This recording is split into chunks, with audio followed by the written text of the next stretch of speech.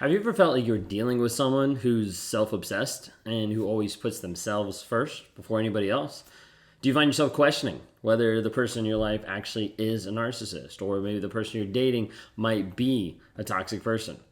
Are you curious about the signs and the red flags of what to look out for in identifying a true narcissist? A lot of people struggle with this concept of what is a narcissist? Like, am I with a narcissist? What does this actually look like? And today I want to be able to dive into some of that because narcissists are really difficult to identify. So, good place to be able to tell you, hey, I'm a narcissist. My name is Ben Taylor, and I'm on this channel to help provide awareness of what narcissism is and what narcissism looks like. When I talk to psychologists, different counselors that sometimes come for coaching, one of the main things that they say is we've learned about this in school, but we never knew that it would show up this way in real life. Because a lot of times people don't know. People don't understand of what it actually looks like. So we're going to kind of talk about that today. Because it's difficult to identify someone if they're being a narcissist. We're not using this to diagnose for all the people out there that are going to get upset about this. But what we're doing is just saying, hey, if it looks like a duck, and it walks like a duck, and it quacks like a duck, and it eats like a duck, and it swims like a duck, it might be a duck. So let's at least be careful, and let's at least use some common sense when we're looking at different characteristics in another person to identify, is this person toxic? Should I be with this person? Does this actually make sense? So I want to go over some of the common red flags, some of the characteristics that you're going to see when you see a narcissist. And by understanding these traits and understanding these patterns, you can protect yourself and you can also protect your mental health. All right, so jumping in. A grandiose sense of self-importance is one of the number one things that we see when someone's talking about a narcissist, and one of the things that is highlighted in the DSM-5 is a person who is very self-important. Now, you might have this idea of where the narcissist is only the person that's taking, snaps of themselves and selfies and posting on social media and looking like a certain way. But in reality, the majority of narcissists, whether overt or covert, view themselves in such high regard that everybody else is beneath them. They view themselves as being so important. For me, I thought I was the center of the universe. I thought everything else revolved around me. So much so that I was comfortable with joking about that and not thinking anything of it, not thinking it was a bad thing, and not worrying about what other people had to say or what other people had to think. But I expected other people to be there for me, to serve me, to respond as quickly as I wanted them to respond, to do the things that I wanted them to do because it was about me. And that's all it ever was. It didn't have anything to do with anyone else. Well, narcissists oftentimes have this inflated sense of self-worth and exaggerates a lot of times their accomplishments, their talents, the things that they've done. So when we talk about first this aspect of self-worth, a narcissist believes themselves to have so much more worth than you, which is part of the reason why they try to take your worth and put you down. Part of it is because the incongruence of their inflated sense of self-worth and who they actually are. So even though I knew, hey, I'm not the most amazing person, I was putting out there that I'm the most amazing person, and the dichotomy between those two was frustrating and oftentimes would have me spiral. But there's this piece of I have to inflate my self-worth. Your self-worth is actually legit and real, so I have to actually bring that down so that my self-worth actually takes over. So it actually looks better to me and in my mind.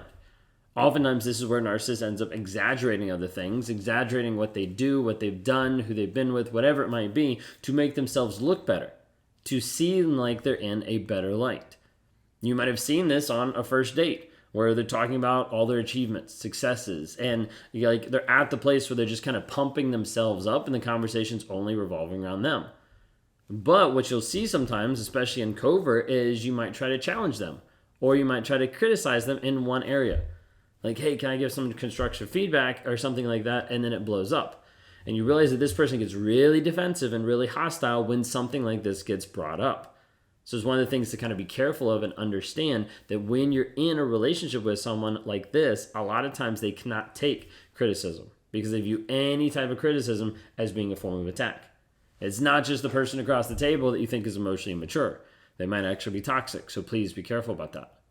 The second one that a lot of times people point out, and this is probably the staple for narcissism of what people normally think of, besides the snapping selfies and it being all about them, the second thing they probably think of is lack of empathy, which is interesting because narcissists struggle to empathize with others and to show concern for anybody.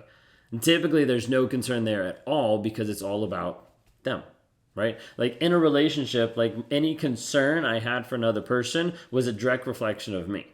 So like if I was worried about the other person, like I wasn't worried necessarily they were safe. I was worried that they were out like leaving me, that they were out like rejecting me. I wasn't worried about what they were doing or saying or anything like that. I was worried about how that was going to reflect on me, how that was going to impact me. It all comes back around. And sometimes you'll find narcissists, they're very quote unquote caring because they're like, oh, like let me care for you so much because of how it reflects back on them. Now, I think it's important to highlight that the majority of people say narcissists lack empathy. They're incapable. They don't have any empathy at all. And I don't think that's true. I think there's a lot more narcissists out there that have empathy, or at the very least, cognitive empathy. But the difference is their lack of willingness to being able to identify and acknowledge the needs of others. It's actually from the DSM-5. Like they are unwilling.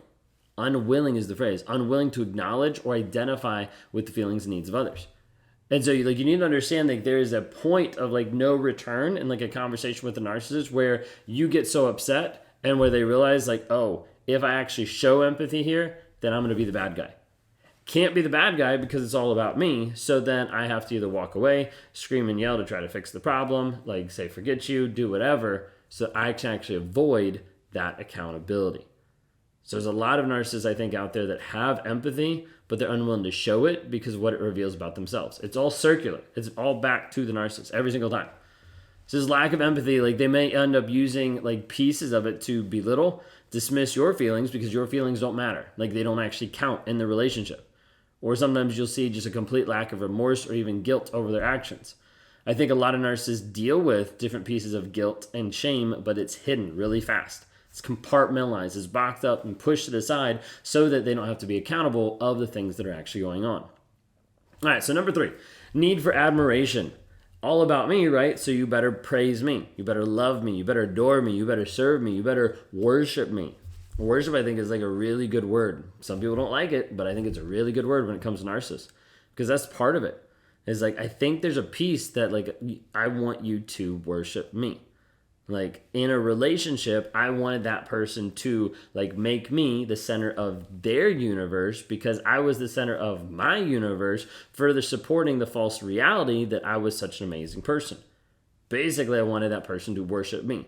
I wanted that feeling of someone coming up to me and just loving every single thing about me. Like literally that was like the concept, the idea. And so when you think of this, like narcissists want attention. They want praise from others. And a lot of times they'll go to great lengths to be able to seek that, to get the validation, to get the approval, whatever they need. And there's this like need driving of like, please support my false reality versus actually being, this is who I actually am. But narcissists have this giant need for admiration. Like think of it this way. Narcissists sometimes they'll like fish for compliments of like expecting something from you, of like wanting you to give them certain type of compliments or demanding attention. Like you need to be responding within this amount of time. You need to be telling me where you're going. You need to have your location on for me. Like all this kind of stuff. Like they demand attention and then praise those around them. They're like attention and praise from people around them. And a lot of times they'll get angry.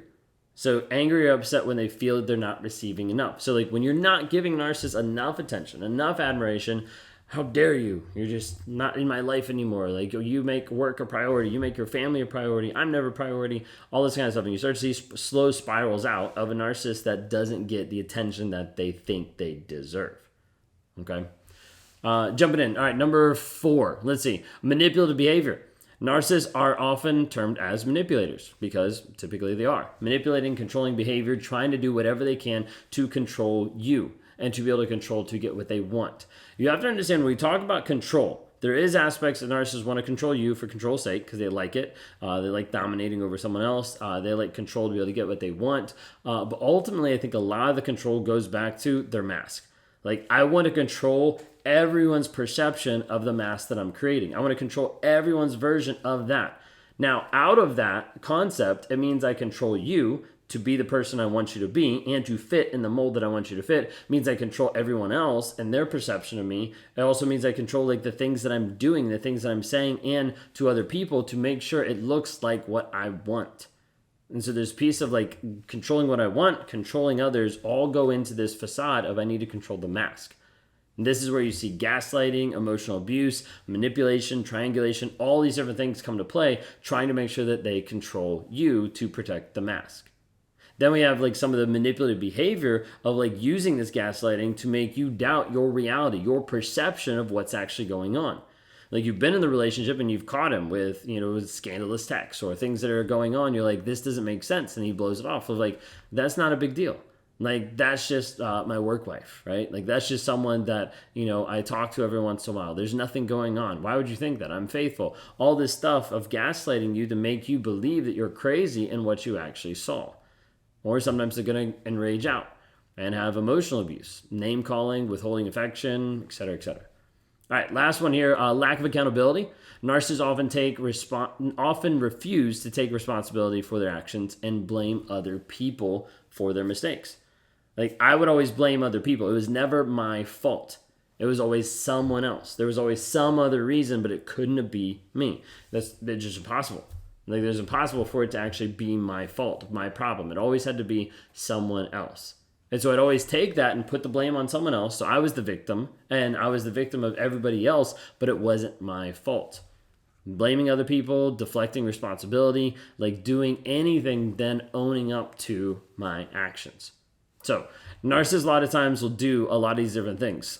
Typically you have the grandiose sense of self-importance, a lack of empathy, need for admiration, manipulative behavior, and a lack of accountability. Now, if you're with someone right now and you're seeing these things happen on a consistent basis, I want you to reach out for help.